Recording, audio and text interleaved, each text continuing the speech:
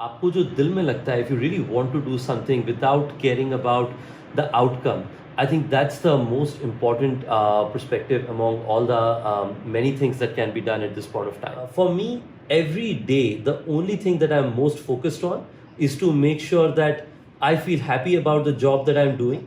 I try to make a positive difference. And most importantly, that positive difference should make an impact in people's lives. The most important is to remain calm. Because in great days, जब सब चीज़ें बहुत अच्छी चल रही हैं, even then making hasty decisions is bad.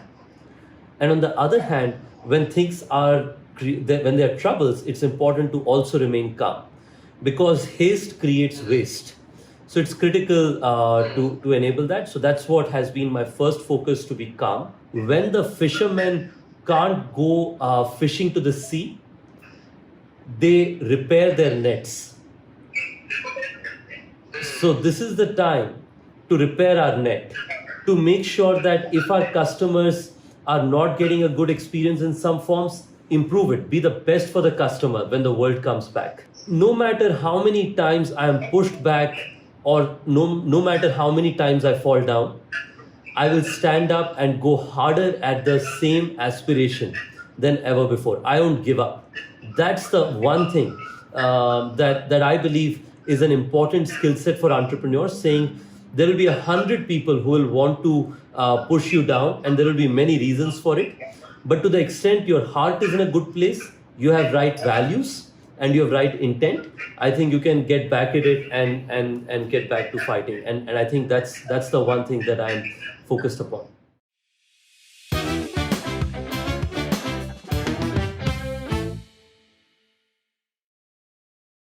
Okay, how's it going? How's quarantine treating you?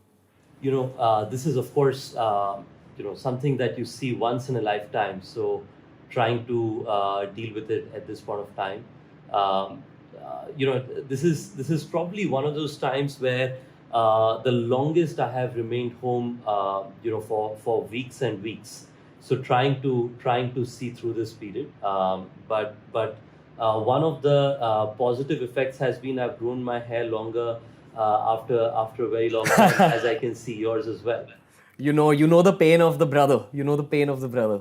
But how's your mental space, dude? Because honestly, entrepreneurship is one of those things. Whatever stage you're at, it's one of those things that does definitely, for lack of a better word, suck the life out of you somewhere if you stay within the rut only. I would always tell every entrepreneur out there that you have to take that break every 3 to 6 months just to recharge, so that your creativity is recharged, so that your motivation is recharged. What's your mental space like right now? Are you recharged?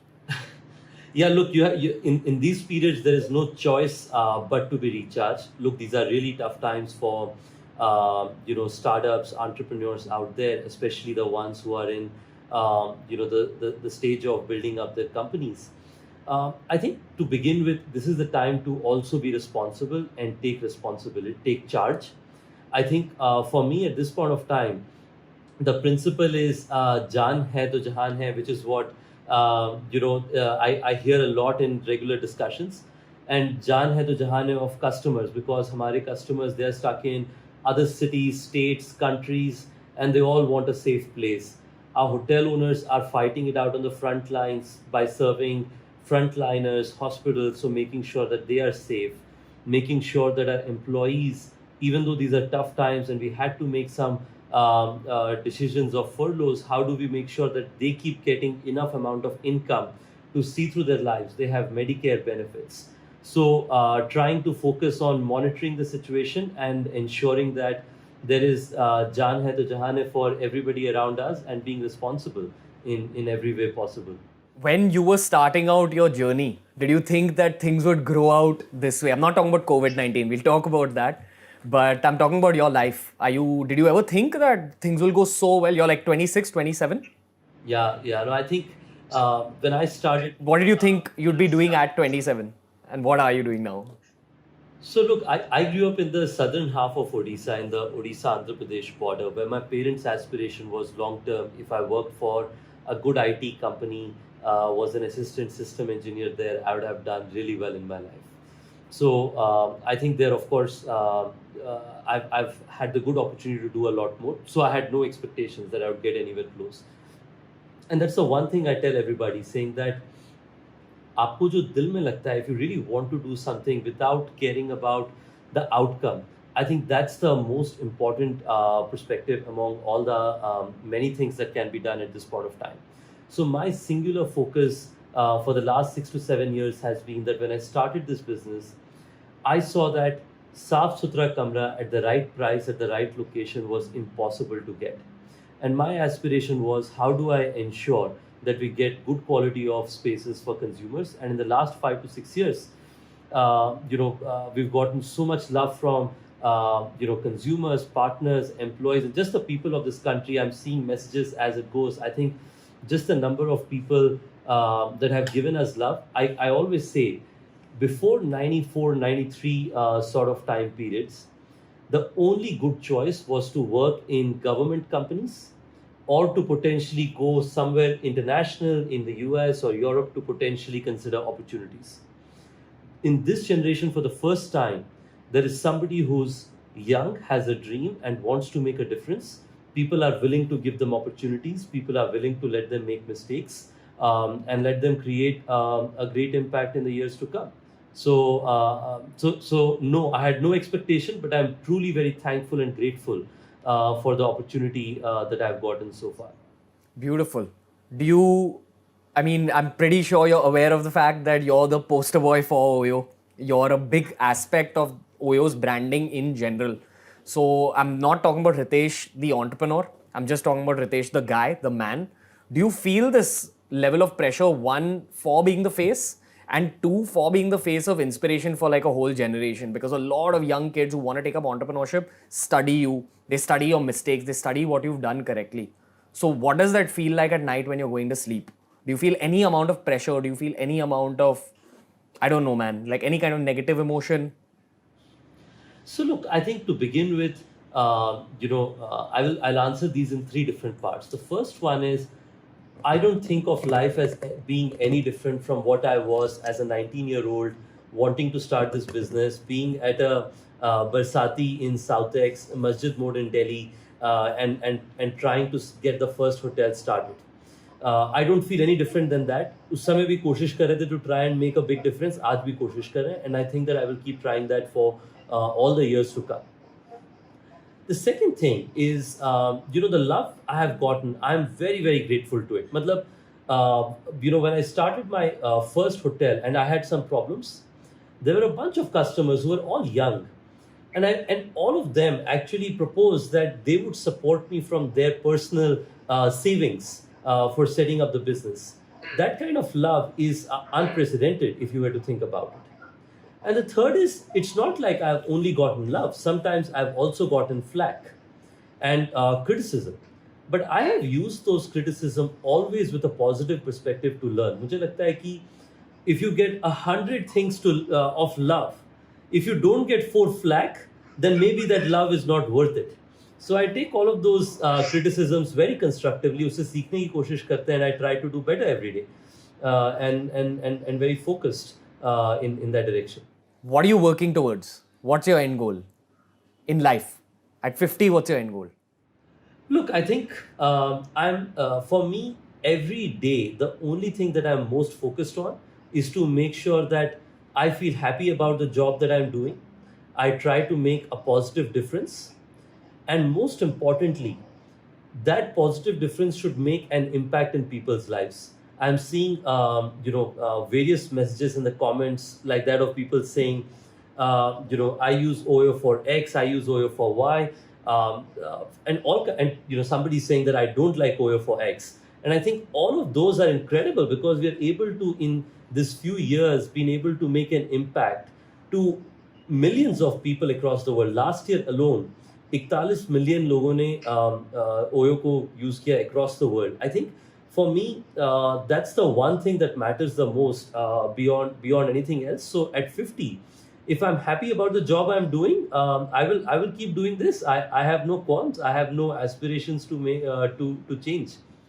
So we have to kind of address the elephant in the room here. A lot of people are wondering about the COVID-19 situation, how it affected OYO.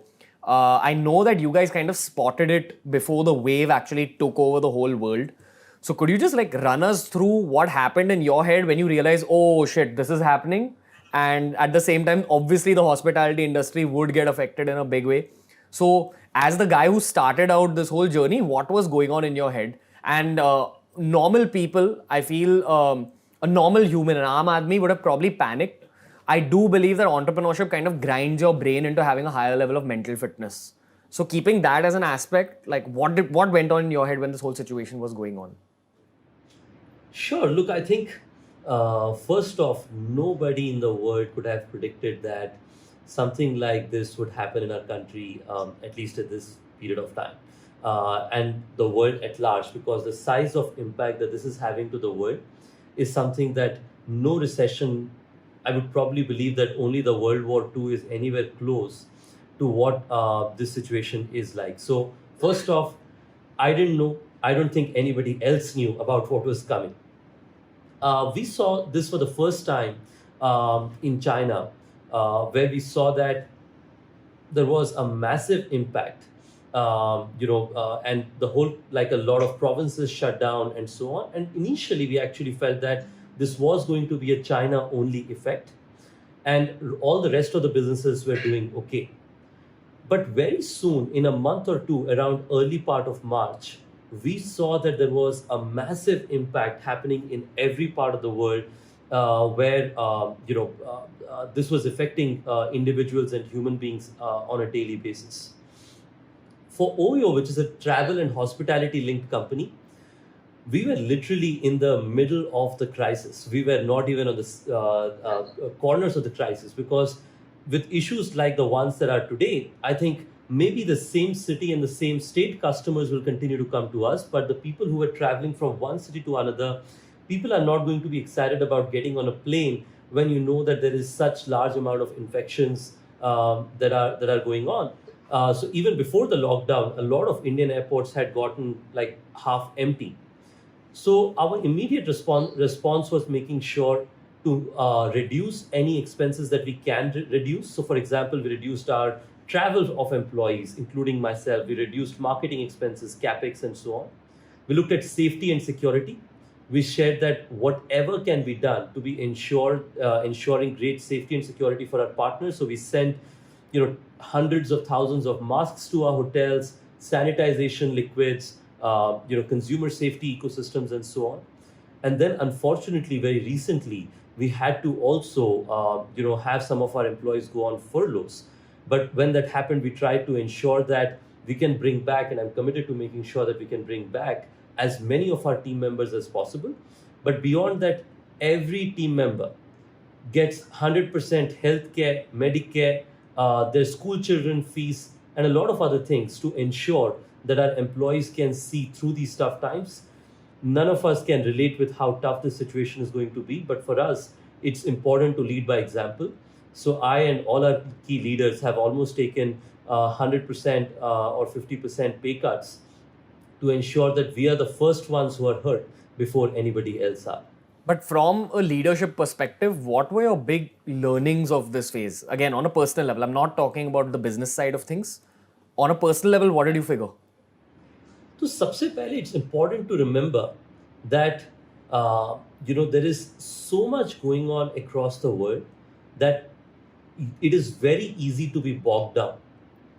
बड़ी मुश्किल है. Every day you'll wake up and get lots of SOS messages saying this is a problem, that's a problem, and so on. The most important is to remain calm. Because in great days, जब सब चीज़ें बहुत अच्छी चल रही हैं, even then making hasty decisions is bad. And on the other hand, when when there are troubles, it's important to also remain calm, because haste creates waste. So it's critical to enable that. So that's what has been my first focus, to be calm. Second, to be highly engaged, because it's very easy to get fatigued. When you're at home and you're seeing so many of negative news.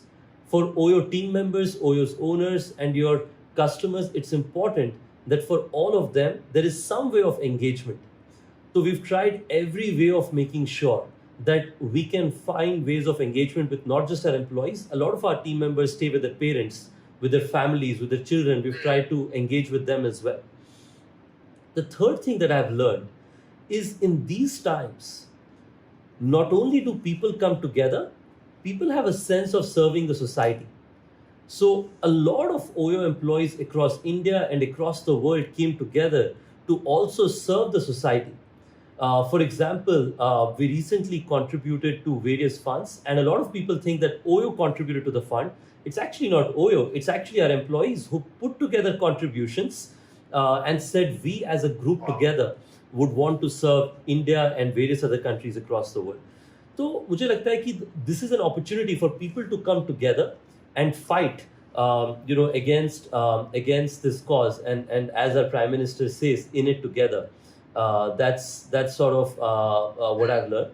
The last thing that I've learned is this is also a great time to reflect, because in the last 2 years things were going so quickly for our company that this is the time to reflect and say what did we do right and what would we not do right, and hear from all our stakeholders, and at the end prepare for the future.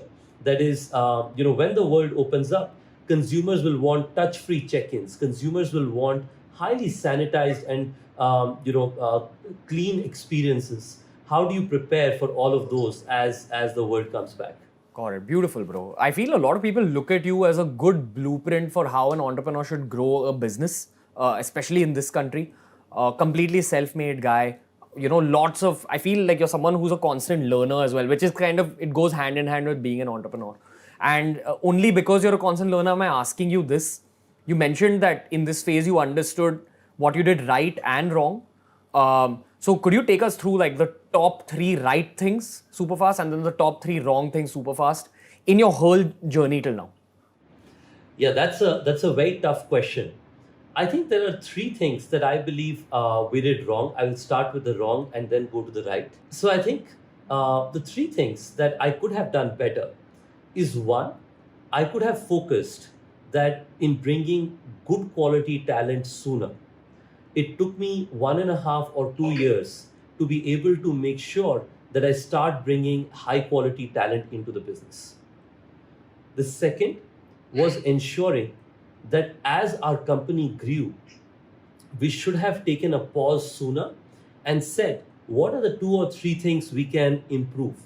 We did that at the end of last year, around December or January. We could have done it a few months before. And the third one, what I believe we could have done better is make sure that as OYO grew worldwide, we could have clarified about what are the key focus areas of our business, across various parts of the world, and ensure that not just the what, but the why is also communicated better. Now, coming to the part of what we did right. Before I begin that, because you talked about entrepreneurship and a lot of startups getting built, I believe this is the best time for people to build new companies. There is no better time than a crisis for companies to begin. I have read various news about people saying, don't start up now, there is a lot of risk, and so on and so forth. But it's critical to know that crisis के समय में सबसे बढ़िया companies बनती हैं. So the 3 learnings. Number 1, naivety is good. So a lot of times where you would be told that you got to be very smart, you got to learn about everything in the business. If I knew how hard building a company is, I would have probably never done that. Number 2 is making sure don't go after industries that everybody is chasing. Nowadays, I see that people see that there are 2 or 3 industries that are exciting and then everybody wants to go in that. Remember, the industry that nobody is looking at this point of time is the industry that's going to be very successful, but not just very successful. You can be the leader of that industry when the world comes back. My learning has been be the big fish in the small pond, not the small fish in the big pond. And third, and probably one of the things that I believe is going to help OYO survive this crisis is a great group of leaders I work with. In the history of our company, I have not lost the people who work with me. The senior leaders who I have brought in, and all the team members sort of constantly get inspired by them. They have not left, and they continue to stand together in these really tough times. So I believe that that's the third thing. That is, give respect to your colleagues who you work with, and if you let them do what they want to do, who are smart and who know their jobs, I think they will work a path to make sure that long term they're going to make you successful. Amazing stuff, bro. What has the lockdown taught you about yourself? You, not Oyo. Keep Oyo on the side. And Ritesh, what's it taught you about yourself?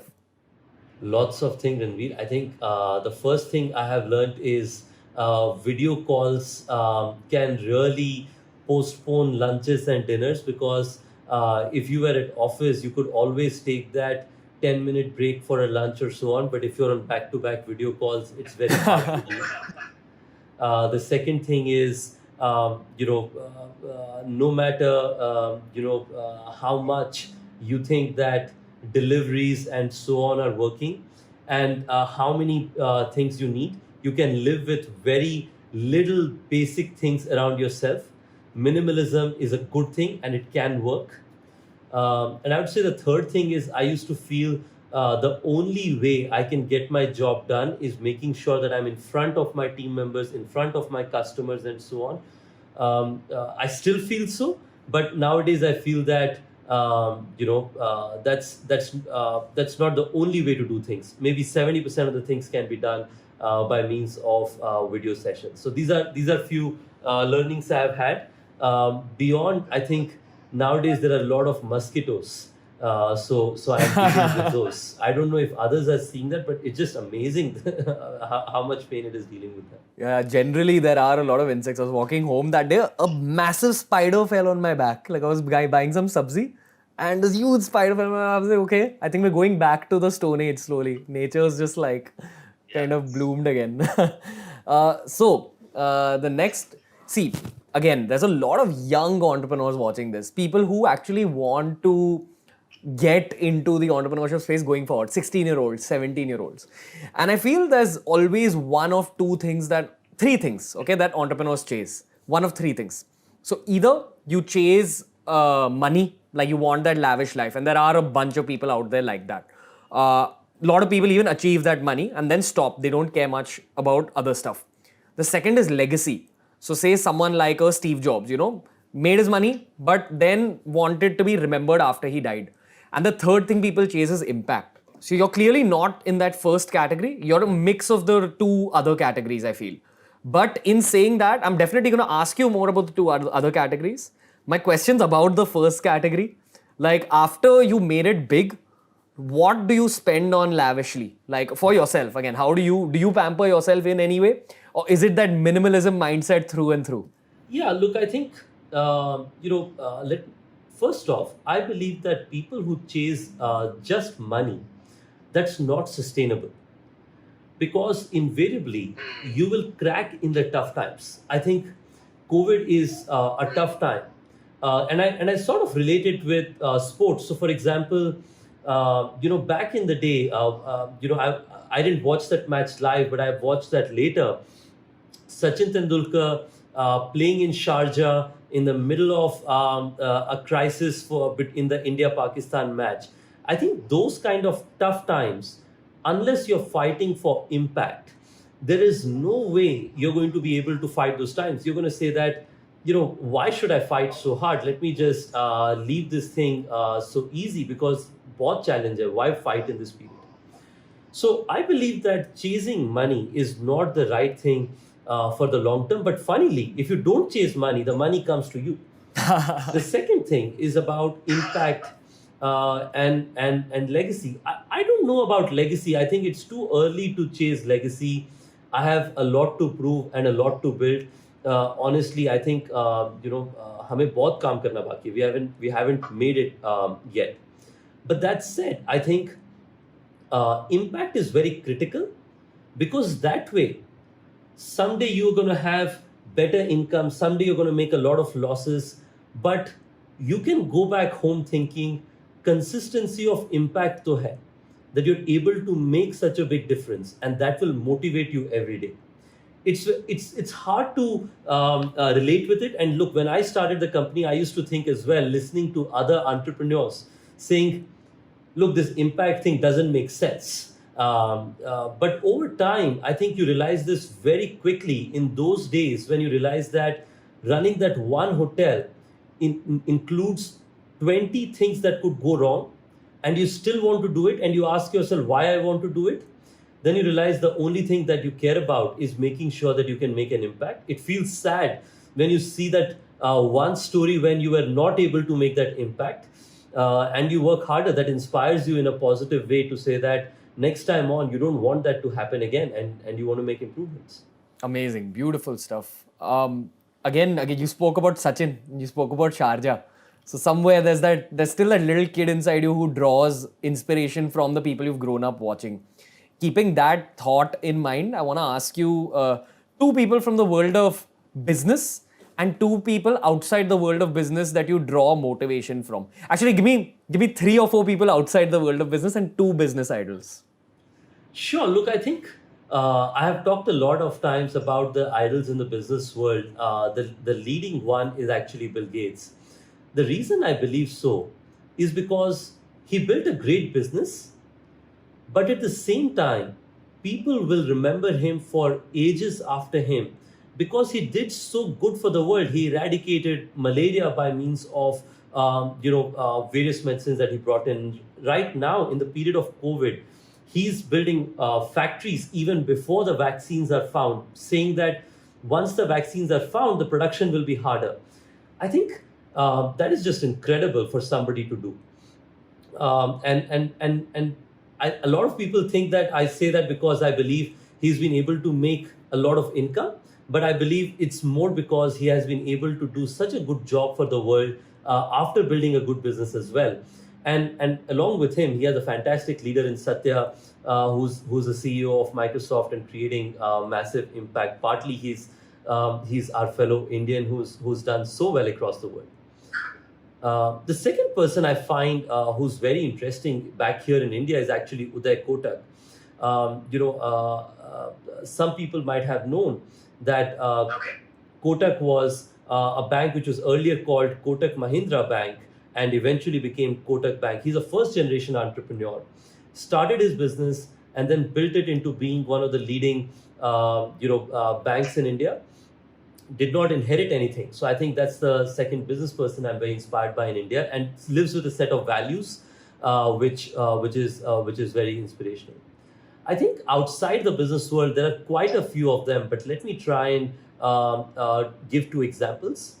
I think one of them I mentioned about, I think, from the area of sports is Sachin Tendulkar. I think he's a classic. He's made such a big impact in the area of sports. He's been no nonsense. He started his life young.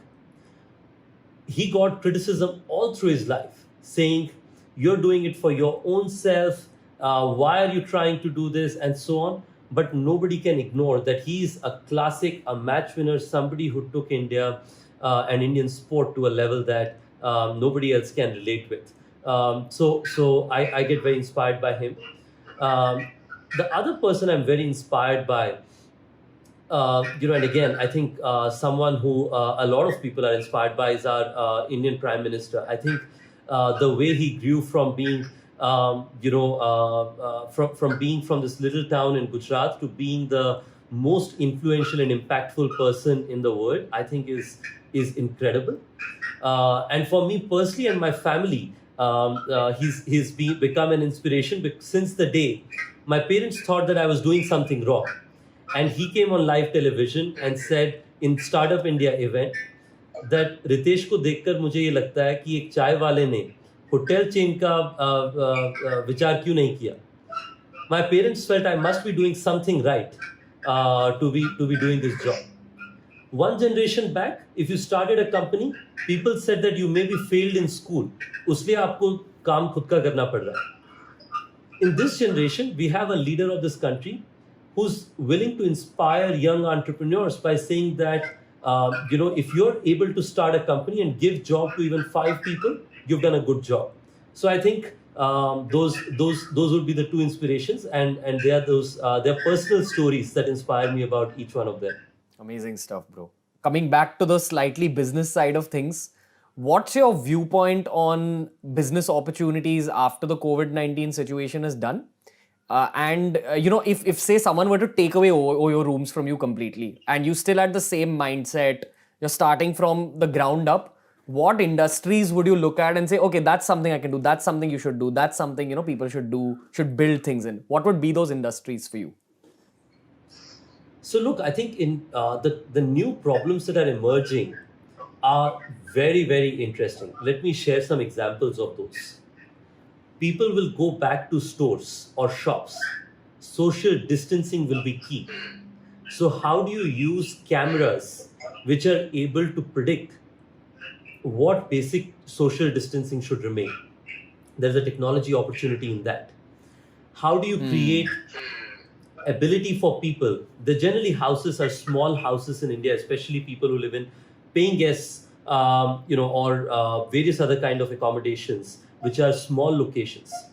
I think there it is critical that people are able to create experiences where people can work from home.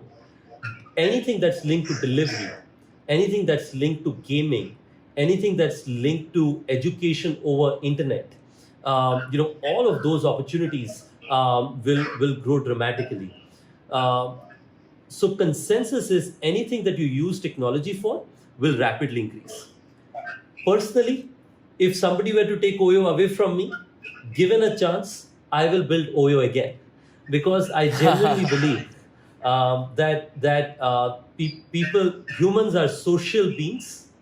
They will travel no matter what, and I hope to make sure that when they travel, they get good quality spaces at lowest prices in the years to come. So I would do the same thing, but I would recommend others to consider every opportunity, including hotels and travel, because nobody is looking at travel. If you consider travel, I'm confident that long term your business will also be successful. So you're an entrepreneur, so is the guy at the Kinara store. Okay.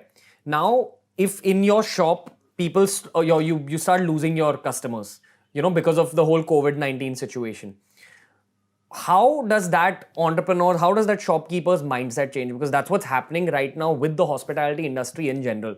So when there's no one actually that's coming to touch your product, what does an entrepreneur do? Because you've spent all your life and energy building out this beautiful consumer experience, and now there's no one to use it. So what are you doing? What are the team members at OYO doing right now? What's your ground staff doing? Sure. I think you can think about it both as a combination of short term and long term. One of the interesting messages I recently saw from Rajesh Sani, who runs Inner Chef, was that when the fishermen can't go fishing to the sea, they repair their nets.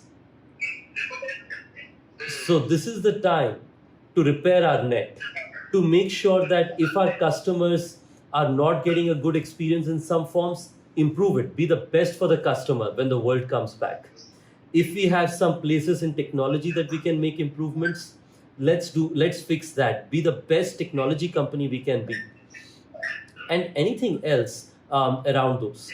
In the short term, try and serve people in every manner possible. So over 30 hospitals in India, we are serving the frontliners. Over 20 embassies across the world, the foreigners and people who are stranded in India, we are getting them good places to live in. So whatever basic places we can enable people, the basic reasons people can come and stay with us, we will try to serve them. But the primary focus is to repair the nets so that when the sea is calm and we go fishing, we are the best fishing boat on the sea. I love that answer. Okay, I have two last personal questions for you. One is that something a lot of people are actually asking in the comment section, which is your whole experience of the Thiel Fellowship. And I don't just take us over it, because there's a lot of people here who don't know about it. So can you just explain it very briefly for that young kid who's watching this somewhere who might also apply? and how did that help you in life? So introduce us to it, and then take us through your experience, take us through the outcome and what you learned from that phase. Sure. The Thiel Fellowship is run by Peter Thiel, who's the founder of PayPal and was successful in building a great management team, who's eventually called the PayPal Mafia, who have all built billion-dollar plus companies. And of course, he was the first investor in Facebook. I got to know about Peter Thiel from a very interesting perspective. I saw Peter Thiel for the first time in the movie The Social Network when I was still in my senior high school. Okay. I saw him on the movie and I felt how amazing would it be if I ever get the opportunity to meet him. I start searching about him and then I find the Thiel Fellowship website and I apply. Before me, there was no other Asian resident who had become a Thiel Fellow. There were, of course, Asians in the US who had become Thiel Fellows. So मुझे लगा हमारा तो होना नहीं है. But the application process was very exciting. So I still applied. I got a bunch of interview calls. There were interviews from senior leaders at Facebook, Twitter, and so on. So I was just getting excited to meet those people, even though in my heart I had no expectation of getting accepted. One day I get this call saying, 4 days later, here is your flight ticket to come to the US. And out of the 40 people, 20 people would get selected to become a Thiel Fellow. I was amazed. I was so thankful to have that opportunity. I applied, and of course, went to the US. I was this was the first international flight I could get on. It was the first time I used my passport, which means I did not even go to Nepal before that. But it was an incredible experience, and I'm thankful that I became one of the earliest Thiel Fellows. It was an incredible experience because for the first time, I got exposed to such incredibly smart people across the world. In fact, this morning I found that one of the other Thiel Fellows who started a company called Figma Design, raised a $50 million round at $2 billion at a tough time like now. One of the Thiel Fellows built Ethereum. So incredible quality of people, and I was thankful to be a part of those group of people. I think over a period of time, my focus has been how do I constantly create, an impact which is equivalent to the kind of impact that Thiel Fellows were able to create. It helped me from the perspective of exposure. It helped me to learn from incredible business people and entrepreneurs in the Silicon Valley. And it helped me to get introduced to some incredible people in the sector of business. But that said, when I came back to India to go sign the second hotel, reality hit me again. When I realized the second hotel owner doesn't care whether you're a Thiel Fellow, whether Silicon Valley entrepreneurs know you. He only cares about mujhe chokha munafa kitna hoga. So I think you can learn from the fellowship, but at the end, when you build your business, you have to have the reality check that you have to start from ground zero all over again. But incredible learning experience, and I highly insist upon folks to consider applying to the Thiel Fellowship if you're young and if you want to make a big difference. Amazing stuff.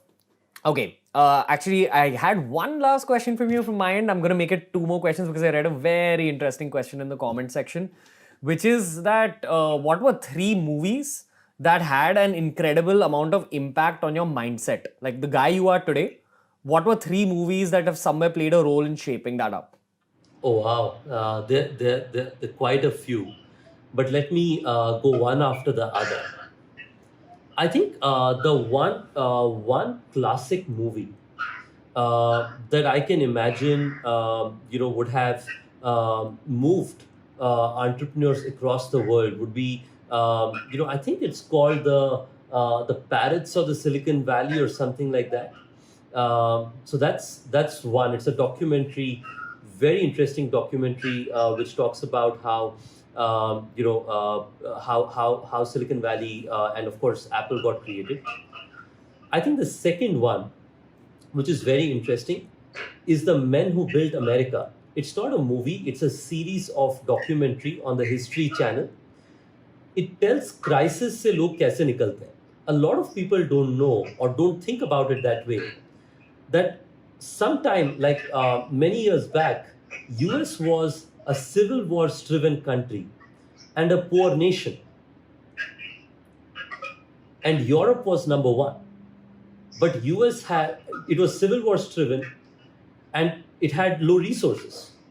But fantastic entrepreneurs like that of Vanderbilt, Andrew Carnegie, JP Morgan, Henry Ford, they set up new businesses and changed US into becoming a world leader. Same with most other countries, saying whenever there are big challenges, entrepreneurs take the lead, young people take the lead, they fight and they lead the world going forward. And I think that's the second story. And I think the third is very interesting. That is our very Indian movie Guru, that a lot of people would have seen, and would have it just tells how a young business person becomes so successful over a period of time, seeing through all the problems that they see. But these are three examples. Beautiful stuff. Says a lot about you. What about books? Like if you had to go back to a 17-year-old Ritesh who's starting out OYO, what were 3 books you'd put in his hand and say, ye pad, ye ab pad. Read it as fast as you can. Oh wow! I think number 1, The Hard Things About Hard Things.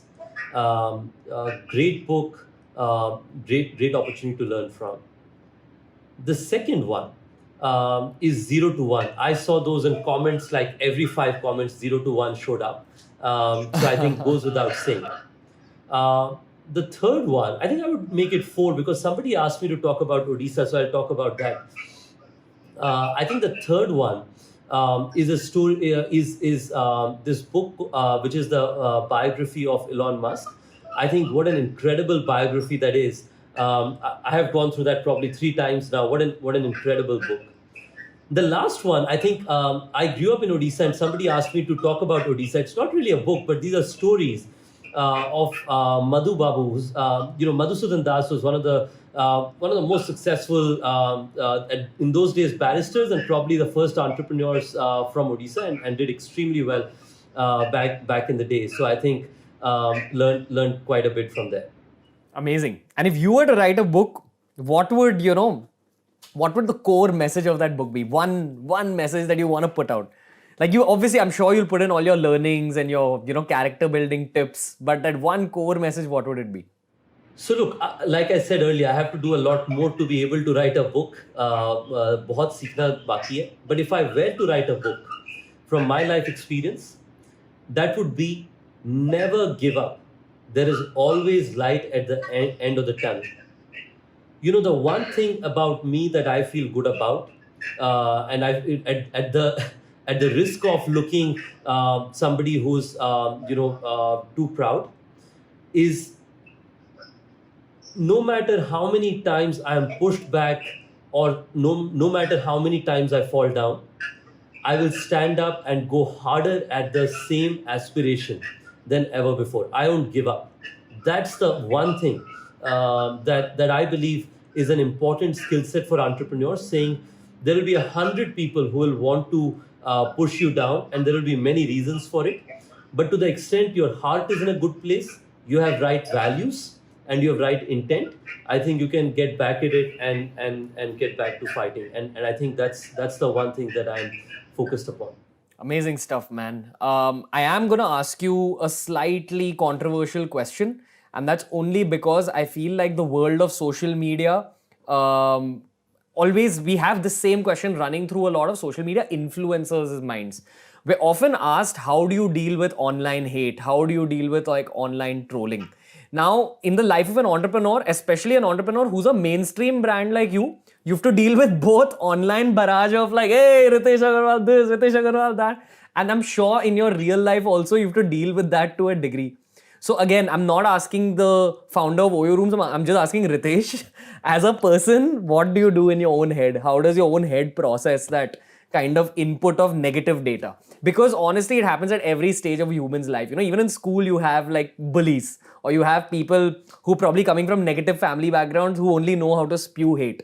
So that the world does have 10-20% of those people. So what's your big learning from dealing with that kind of a situation? Yeah, look, I learned this the hard way very early. I think I was 18 or 19 when, for the first time, I saw both online and mainstream negativity towards myself. And I think that really taught me a lesson back in the day. That is, if you're willing to work hard, 10, 20, 30, 40 years later, if you're able to make a positive difference, people are willing to give you that time. But for the next 20 to 30 years, people will keep pushing back on you. Think about like Bill Gates. There are documentaries. There's a documentary called Bill Gates on Netflix. I would highly recommend you to look at it. How much criticism he faced, or how much criticism best founders across the world has faced. Usme to matlab I run a hotel company. So it is very important to appreciate and recognize that there will be hate, and you need to appreciate that ये तो रहने ही वाला है. But second, remember, there is a lot of love. People ignore that for one hate, there are 100 positive, love that comes, and I'm very thankful for that. And number three is that among the hate, 80% is noise, but 20% is feedback. So a lot of people just switch off hate. I actually objectively read all the hate that comes, and उससे मैं कोशिश करता हूँ कि are there 20% things that I can do better? I will take that and do a better job, so that in 3 years there will be new hate, and that new hate I will take and do a better job for the next 3 years, and I'll keep improving. Do you have any kind of low days at all? Every young entrepreneur does. I don't know if you count yourself as a young entrepreneur anymore. I mean, knowing the kind of humble guy you are, I'm sure you'll say, I still am young, a long way to go. And I understand that. And that is that's the core mindset I feel every entrepreneur should have. But even now, when you're experienced as a businessman, do you still have days where you are low? Like, and by low, I don't mean you want to give up. I know that's not a part of your character. I mean, say things like self-doubt, things like fear, things like second guessing, things like regret. Do those emotions creep into your head? Yeah. Look, I think, by the way, one of the things that I was going to tell earlier and I missed out is that one of the opportunities which is doing really well is, if you can, motivate people digitally. And I think you're a great inspiration at that. So I think a lot of people should consider motivating people digitally, or sharing their personal stories with people as an opportunity. That's going to be a big opportunity going forward. Coming back, personally, there's a very simple perspective in life, that is, an entrepreneur's job or a life is a roller coaster. In 5 minutes, you can go from seeing great things like a great message saying, gosh, we just won this great deal and it's going to make a big difference. But 5 minutes later, you will hear from one customer in Mexico saying, I didn't have a good experience, and you will have a very low time saying, मैंने क्या गलती करी जिससे कि that customer could not have had a bad experience. I think that roller coaster is every day. तो उसमें self doubt, questioning, challenges, high, low, सारी चीजें feel होती हैं. But I try to be calm and consistent as much as I can. But as you know, there are all these emotions that come along. I think being around people who genuinely have a sense of trying to make a positive difference for myself and my company around me, who are honest to me, who don't have to say just good things. They can challenge me, they can question me, they can be very harsh to me. Really helps me quite a bit to make sure that I can keep myself consistent. Amazing stuff. So here's what I think of you, and this is the first time I'm talking to you, in person. I do believe that you definitely have a very strong warrior mindset somewhere inside your heart, like where you're the kind of person who will fight it out, but not violently, not aggressively. You're kind of a detached warrior. Something like a Sachin, actually, I'd say. You know, Sachin also had that fighter mentality, but from a very kind of withdrawn, calm perspective. So, my question to you is not about the warrior perspective, because I'm sure that's all the books you've read, the movies you've seen, the quotes you've read. I'm asking you about the other side of things, the calm stuff. Where does that come from? Do you meditate? Do you have like spirituality in your life? Is it your upbringing in Odisha? Is it your family values? How are you being so calm through this? Not everyone is, not everyone in your position would have even agreed to come out on a public platform in the middle of a situation that's affecting your industry so heavily. And you're still holding a smile on your face, you're having a normal brotherly conversation. Where's that calm coming from? Because it's coming from some deeper place than just your books and movies. I think it comes from two places, right? I think the first one is just the amount of trust people have laid on me.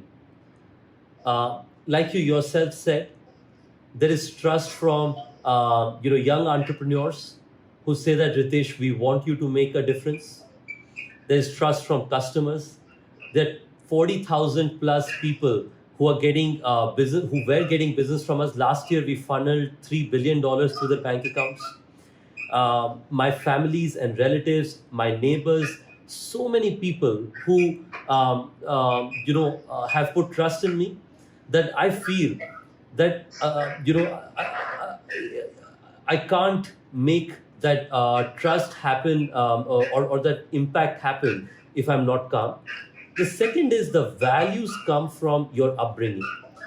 The town I grew up in, this is a little town with very limited aspirations of people, right? So, for example, if somebody got a job in an IT company, पूरे शहर में लड्डू बंटते थे.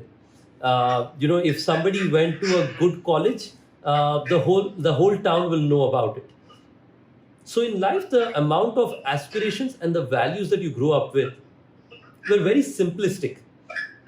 And the problems you see around yourself are dramatic. Like the town I come from, over 70% people are from below poverty line. So once you've seen, again, I'm thankful. My parents actually had a small shop, so we were actually doing relatively better than most other people in the little town. But the problems that you see in real life are so much smaller than the problems that you have to deal with as an entrepreneur. So I think the upbringing from Odisha, and as well a combination of the trust and belief so many people have put in me. I take that very, very seriously. Amazing stuff. So I actually have maybe 1,000 more questions to ask you, because I feel you're one of the most solid mindsets I've come across. But in saying that, I know what it's like as an entrepreneur dealing with your own tasks for the day. That's why we will call it a day when it comes to this live stream.